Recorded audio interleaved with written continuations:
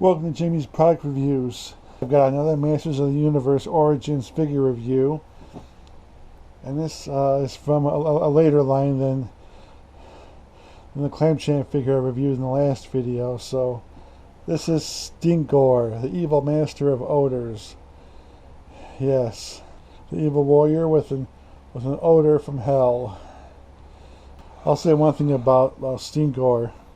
I love the colors on him. I love the orange armor and the red gloves and the orange boots and the orange loincloth and the red belt. That meshes so well with his black skin tone.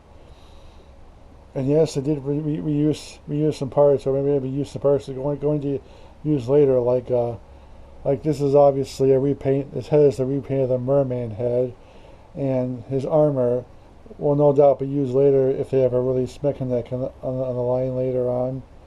He was never used in a Filmation cartoon, and I think he would have been great for that cartoon. I'm sure surely they could have found something for him. I mean, yes, I know his gimmick is that, he stinks because he never takes baths or whatever, or he just loves to smell like crap. So now this figure is supposed to have a real odorous smell, just like the vintage figure did.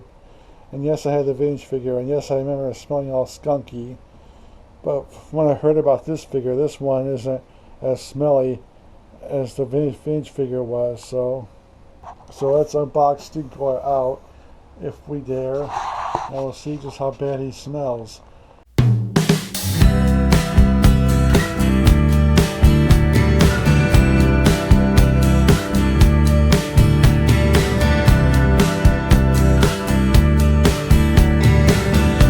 Alright, here he is, ready to stink up the place.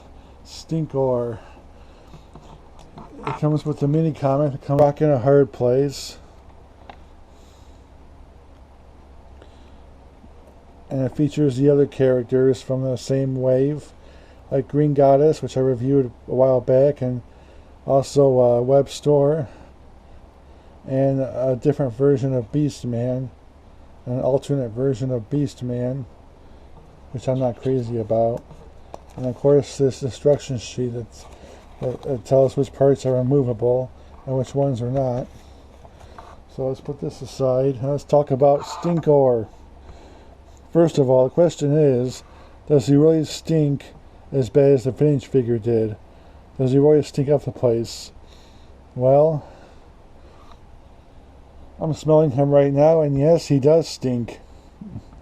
He does smell pretty bad. But we wonder how long that the smell was going to last with this figure. I don't know if it'll eventually wear off. I can see why the heroic warriors wouldn't want to go anywhere near him. But anyway, let's talk about Stinkor's articulation. His skunk-like head, or should I say merman-like head, up and down, left, right. Arms move out, up, down, twist at the waist. Legs move backwards and frontwards, and bend at the knee. Turn at the boot. Boot has a boot cut, and rock side to side at the angle. And yes, this orange armor is removable. I believe it is, but I'm not removing it on camera. Now, the one thing that I found weird about this figure is that he comes with one accessory. He comes with a shield. A shield. I mean,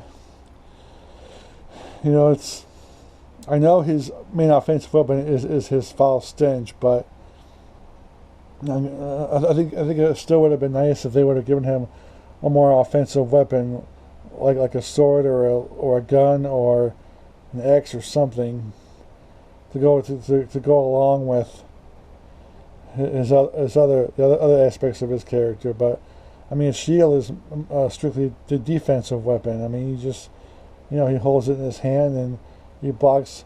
If He-Man swings his sword at him, he can block it with his shield. I mean, yeah, that's all fine, but and besides, if he stinks so bad that no one's going to come near him, why would he need a shield anyway? I mean, I guess it's an added way to keep the heroic warriors from getting at him. Not just, it's bad enough that they have to to endure his stench, but you have to try to get past his shield as well. If they're going to take shots at him with their swords or axes or whatever, or fists or whatever.